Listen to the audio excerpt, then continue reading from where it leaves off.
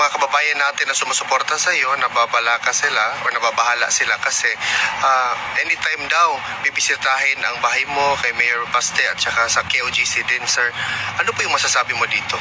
Ngayon ko lang yan narinig, Alvin, no? Pero kung may bibisita, kung may bibisita, narinig ko kanina lang ding umaga, nakita ko yung may nag-post na vlogger tiga Davao. May bagong aso na naman ang bangag na pamilya. Matibay yan, matibay.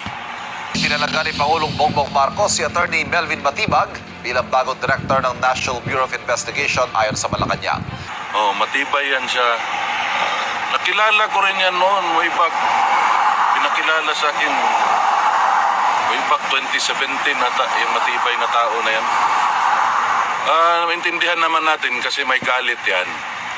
May galit kasi ang napag-alaman ko noon nung nagpakilala, gustong mag-apply sa isang posisyon sa gobyerno, napag-alaman namin na corrupt, kaya hindi natanggap.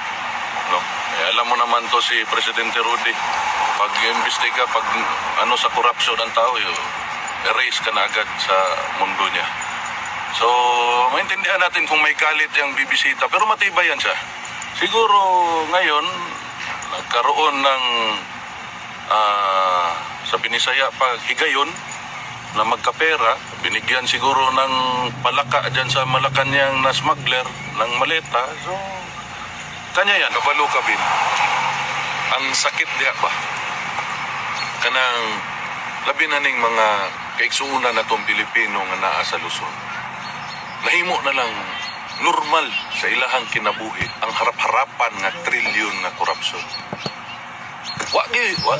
Walay ni tingo, walay ni react, wala tanan kanang sakit kay tanawon.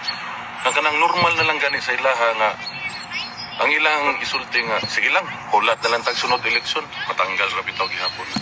Pero wa nila gitan-aw nga ang adlaw-adlaw nga korupsyon niabot na na og trilyon ang gikawat sa ilaha. Mo nay sakit. Pero alam mo, Alvin, ang paano ba ito sabihin? Yan magbibisita ka sa isang bahay, kailan mag-search siguro sa bisita ko eh. Ganun siguro, sir. Murag anak siguro ilang pasabot.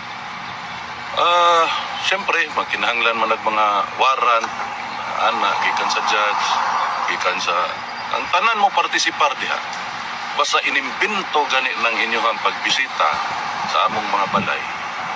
Sugod sa judge na nag-issue o sa mga abogado nga ni-appeal ng mga iro ni Matibay, ang mga ganang matibay na tao, kailan rin na namong kaso dismarbet pag-abot sa panahon.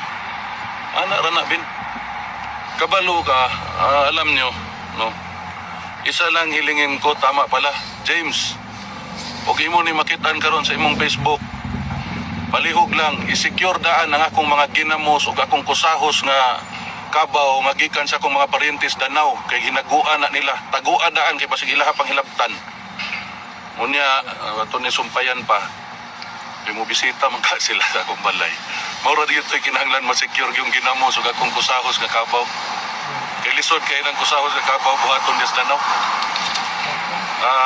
Alam mo, Bin, itong bangag na administrasyon na ito, kung hindi na nga nila kaya, kita man nato, di na nila malimod ang ilahang korupsyon, nagsugod pa sa budget at